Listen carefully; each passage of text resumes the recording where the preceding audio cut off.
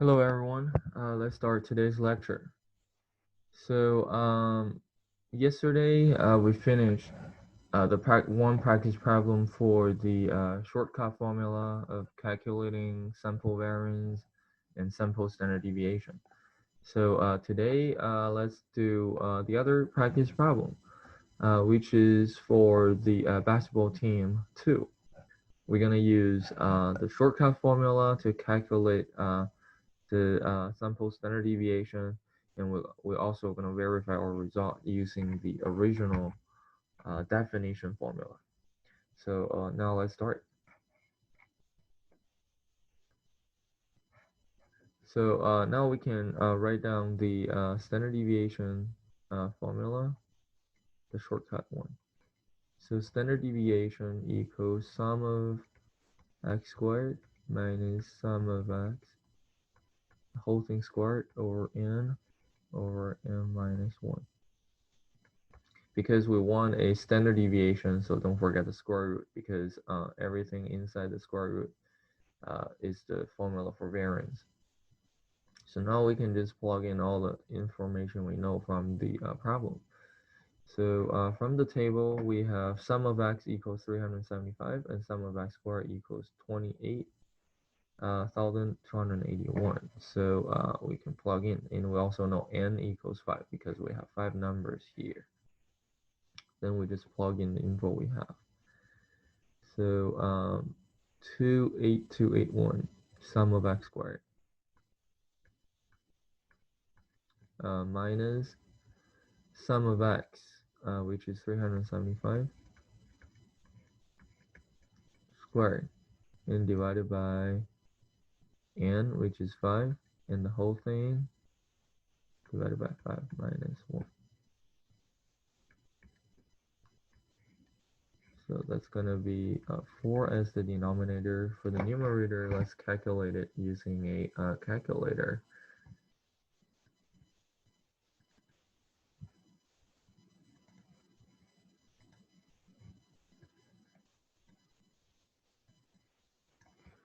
So we have 28281 minus 375 squared, so to the power of 2 divided by 5.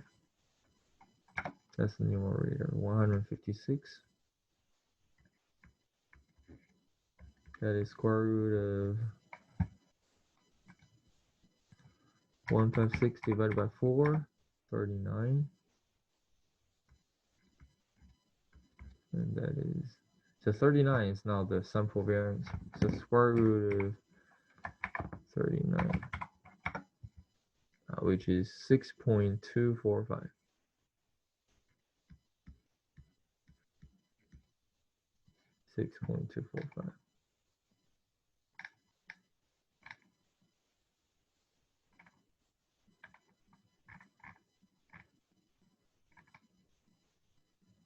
Okay, so we haven't used the original definition formula, so now let's use that formula to calculate this sample standard deviation. So the sample standard deviation equals, so this is the first one in the second formula, and this is the shortcut formula, and then this is the definition formula. And it's gonna be sum of x minus x bar squared over n minus 1. So we have our x bar equals 375 divided by 5, because sum of x is 375 divided by n. So we have 375 divided by 5, which is 75. And the denominator gonna be 4, and then the numerator we have 5 terms, 5 squared difference. So the first value we have is 67, so 67 minus 75 squared plus 72 minus 75 squared plus 76 minus 75 squared and plus, okay, let me use another color to draw a line to separate the two methods. So 76 and 76 again. And the last term is 84. So 84 minus 75 squared.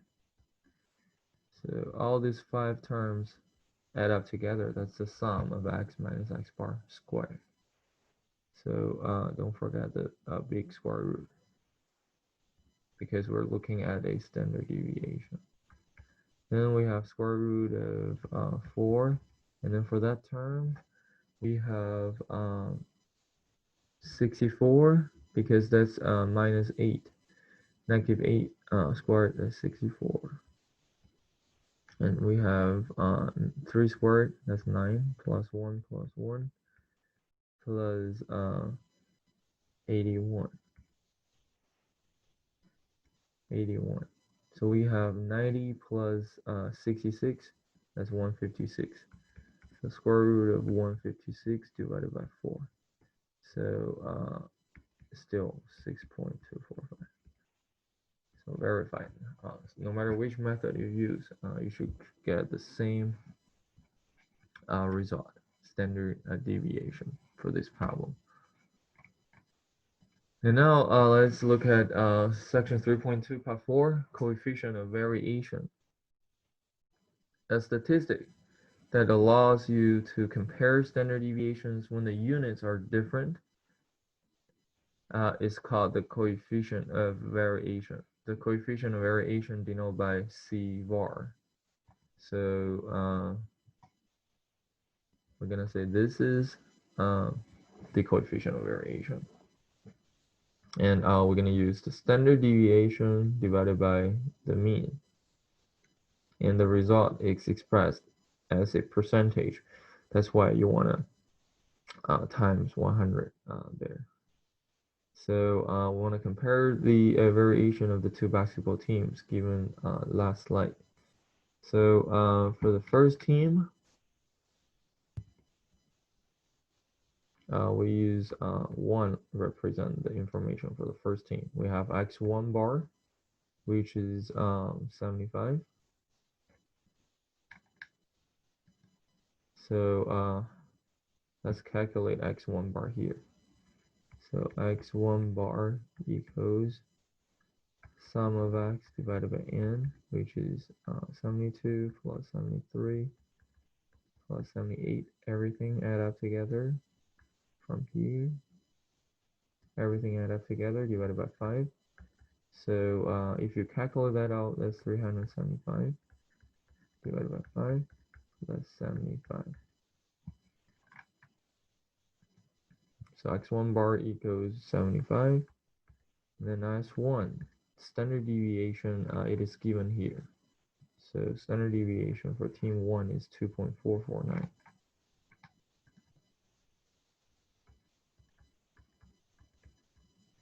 And then for the second team, x2 bar, we calculated 75 as well.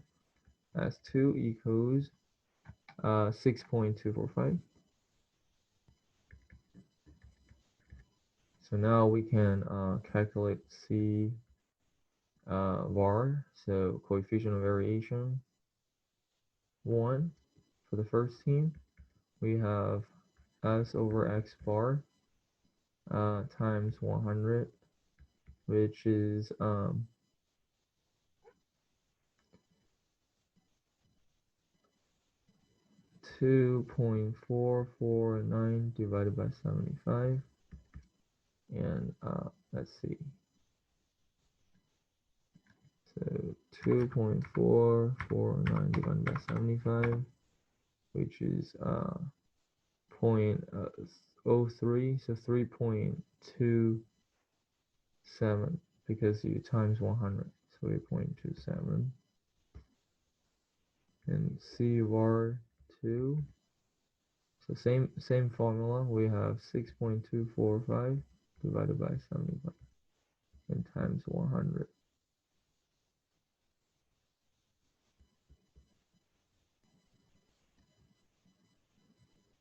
That's gonna be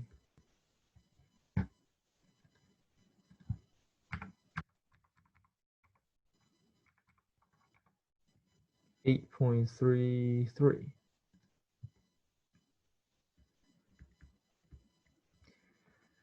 So now we can compare because we don't have any unit problem, or even when the sample mean is different, you can still compare because that's a coefficient of variation. Get rid of the units effect. So we have 3.27 and 8.33. Since the first one is very it's a very small number, definitely much smaller than the 8. So we say the first one is less variation than the second one. If we look at the picture, we still got the same thing because it's about their height. So for the first team, you see they pretty much have similar heights, but for team 2, you have big variations. So it reveals by the coefficient of variation as well. Okay, that's part 4. And then now let's look at part 5, range rule of thumb. The range also can be used to approximate the standard deviation. And then we learn how to calculate range already. And then we have this range rule of thumb. A rough estimate of the standard deviation is just range divided by 4. Range divided by 4.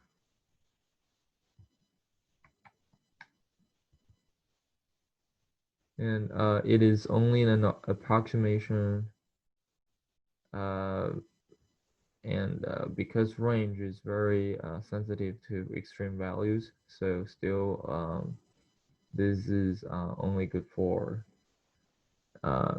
probably unimodal and roughly symmetric distribution. So now let's do an example. Use the range rule of thumb to estimate the standard deviation of team 2 of the basketball practice problem. So again, team 2, we have the largest number, which is 84, and then the smallest number, 67. So 84 minus 67, that's our range.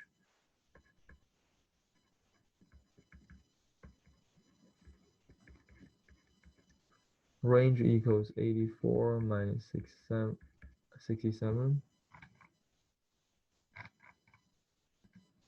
And that's 17. And then the estimate for the standard deviation gonna be 17 divided by 4 because that's range over 4. And 4.25.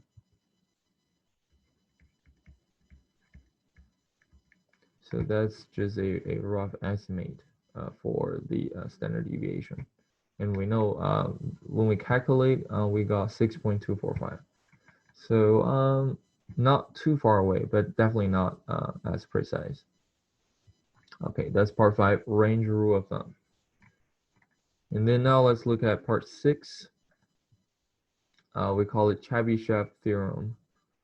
So Chebyshev theorem is the proportion of values from a data set that will fall within k standard deviation of the mean. And then we say that will be at least 1 minus 1 over k squared percent of the data value. So k is a number greater than 1, not necessarily an integer. So k standard deviations away from the mean. So let's just draw a distribution using the distribution curve. So let's say this is a distribution. A distribution curve is something like this. And then we have the mean here. If we say this is x bar. So 1 standard deviations away means you find a value smaller than the mean. and has a distance of 1 standard deviation. And you find a value above the mean that has a distance of a standard deviation. So this is called 1 standard deviations away. So this value definitely going to be x bar minus s because this distance is just 1 standard deviation. And this value is going to be x bar plus s because that's again 1 standard deviation above the mean. And for 2 standard deviations, 3 standard deviations away from the mean, same thing. Now, this theorem tells us that at least 75% of the data values will fall within 2 standard deviations away of the mean of the data set. Why? Because when k equals 2, you're looking at 2 standard deviations away. So that means k equals 2 in this case. And then you plug in k equals 2 here. So 1 minus 1 over 2 squared. That's 1 minus 1 over 4. That's 3 over 4. That's 75%. So that means at least 75% of the data values will fall within 2 standard deviations at the mean. And then furthermore, we have, what about 3 standard deviations then? We have at least 88.89% because 1 minus 1 over 3 squared is 1 minus 1 over 9. That's 8 over 9. That's this 0.8889. So that's 88.89%. And now let's use a real example to verify the theorem. So given the data set below, check how many values in percentage fall within 3 standard deviations of the mean. So now we know how to get that boundary. So we can calculate x bar for this data set is 6.8571, and the standard deviation for this data set is 3.7387. So the upper limit of 3 standard deviations of the mean will be just look at a 3 standard deviations distance from the mean, and then it is above. So we're going to use the mean, which is x bar plus 3 standard deviation. So that gives us 18.0733. So this is more like the upper limit of a interval that you say is 3 standard deviations away from the mean, and the lower limit of the interval going to be minus 3s. So negative 43590. So these two numbers give you the interval that stands for 3 standard deviations away from the mean. So now we can just check how many values from the data set are within this interval. We have 2 within the interval because 2 is more than negative 4 and smaller than 18, and same for 5, same for every single value. So we have 14 out of 14, which is 100% data values or within 3 standard deviations of the mean. That's from the real calculation. And from the theorem, we know the theorem states at least 89%. So it is correct. It is correct. But still, it only says at least 89%. So not as precise. And we also need to know Chebyshev theorem applies to any distribution regardless of shape. So that means left skewed, right skewed, or symmetric, they all work. Because this covers all distribution shape, so it is not as precise. So then the question could be, what if we want something more precise? Then we look at this part 7, the empirical rule or normal rule. When we want a more precise approximation, then we have to require the distribution is bio-shaped. So normal distribution, bio-shaped. For the following statement, it is true for the empirical rule. Based on the empirical rule, approximately 68% of data will fall within 1 standard deviation of the mean. So 95% will fall within 2 standard deviations away from the mean. And then 99.7% of the data values will fall within 3 standard deviations of the mean. So now this is not at least, it's approximately, so more accurate. So we can still use a bell-shaped curve, or we call it normal curve, to represent this empirical rule. So this is the x bar, the sample mean, locates right in the middle, the center, and then we look at the distance of standard deviation, one standard deviation. So that makes this value is x bar minus s. So from here to here, so because this is another standard deviation to the right, so this value is x bar plus s. And these two lines capture the interval of one standard deviation away from the mean. So covers 68% of the data value. So this area is 68%. And as we see, if we look at two standard deviation away from the whole area, we got 95%, and then 99.7% for three standard deviations. We can actually make the plot to be more specific. So if we draw a line here, we know this area stands for 68%, and then it is symmetric. So right here, compared to the area here, they're same, because if you flip, they're exact same area.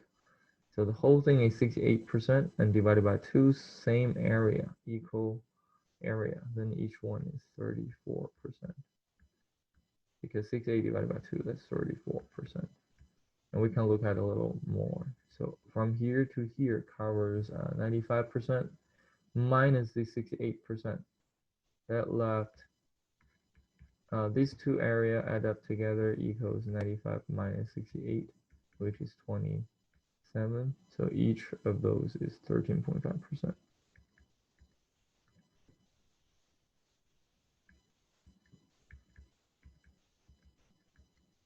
And then same for these two areas. Add up together equals 99.7 minus 95, so 4.7. So 2.35%. So now we describe these 99.7% by specified areas. And now we have two little areas, so which is here and here.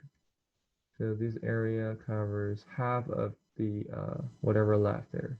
So 0.3% left. So half of that, 0.15%.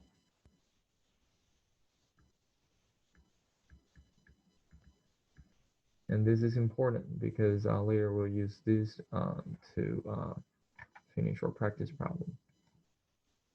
Practice 1. Adult IQ scores have a bell-shaped distribution with a mean of 100 and a standard deviation of 15. What percent of adults have IQ scores between 55 and 145? All we need to know to answer this question is which rule we're going to use. So we're going to use the empirical rule because of bell-shaped distribution. Symmetric bell-shaped distribution. That's for empirical rule.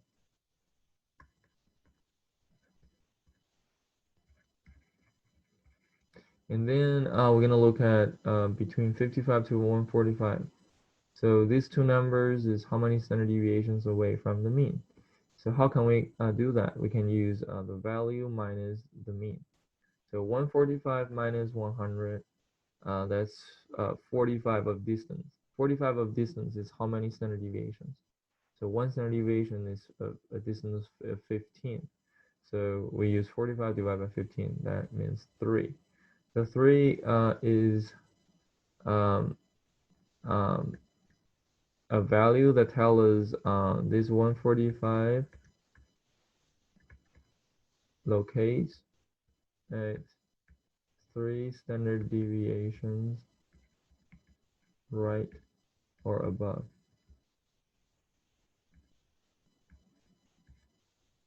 of the mean. And now let's look at 55.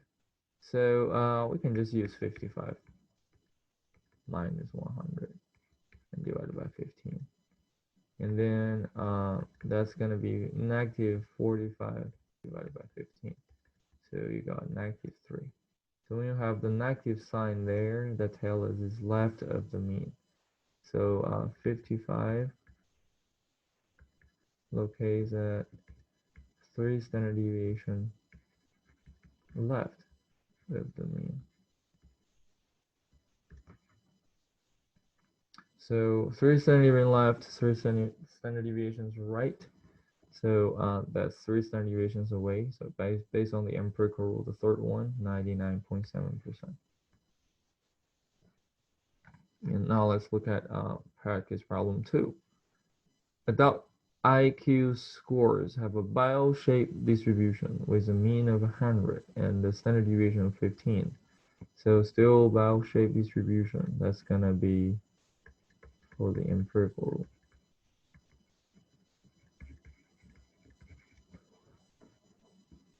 And then what percent of adults have IQ score between 55 and 130? Between 55 and 130. So let's see 130 compared to the mean is how many standard deviations? So we're going to use 130 minus the mean, so 30 of the distance, and then one standard deviation is 15. So that's about 2. That is exactly 2 standard deviations. So 30 divided by 15, that's 2. So positive 2. That means 2 standard deviations right of the mean. And then we have 55. So minus 100 divided by 15. That's negative 45 divided by 15. So that's negative 3. So 3 standard deviation left of the mean. So then if we look back to this plot we made, we have 3 standard deviation to the left, and we have 2 standard deviation to the right.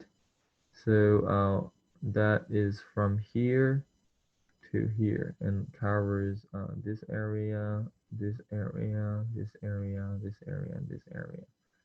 So now we circle the area of 95% and then plus this 2.35%. That's 97.35%.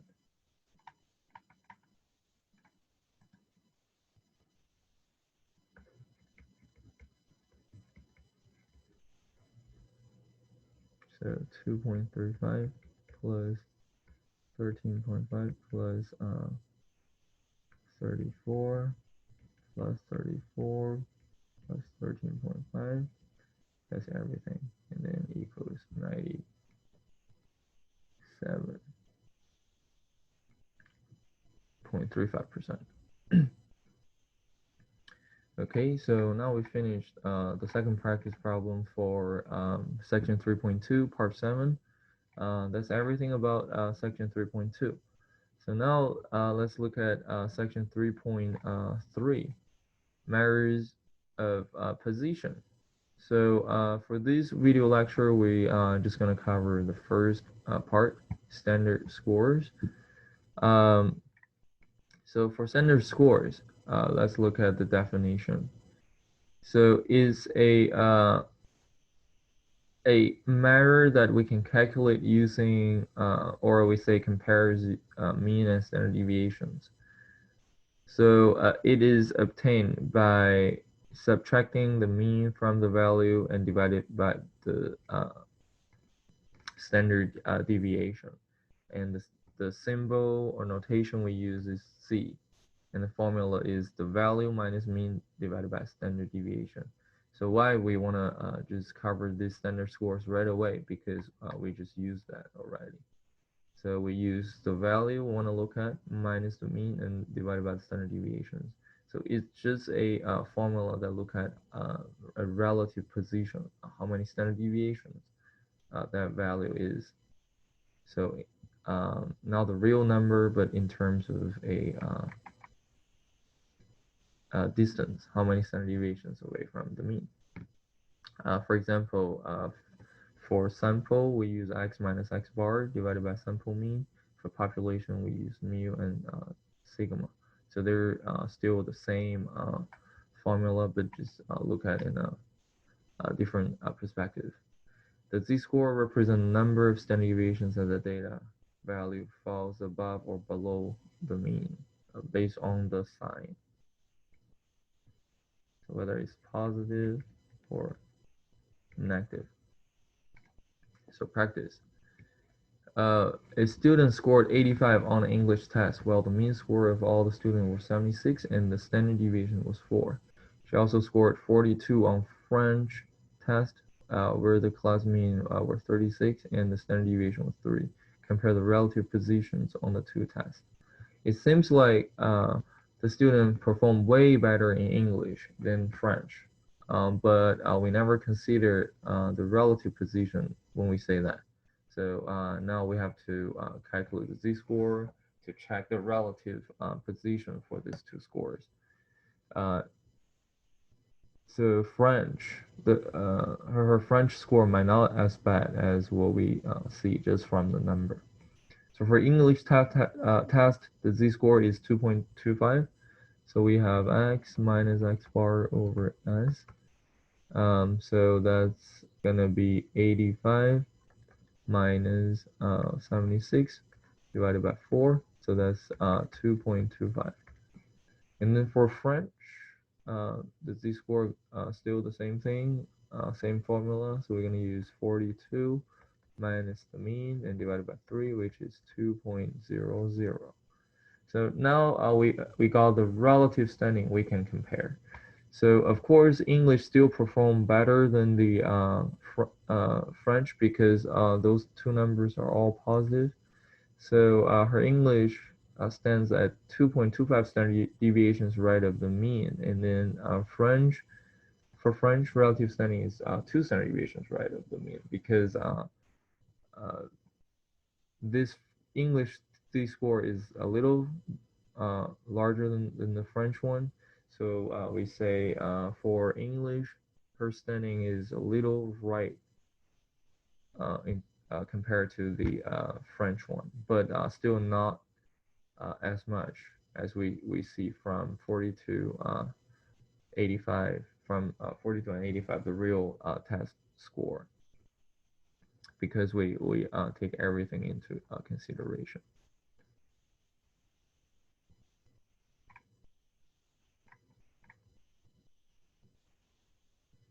Okay, I think that's all for this video lecture. And then tomorrow, which is Wednesday, we're gonna have a Zoom lecture. Thank you.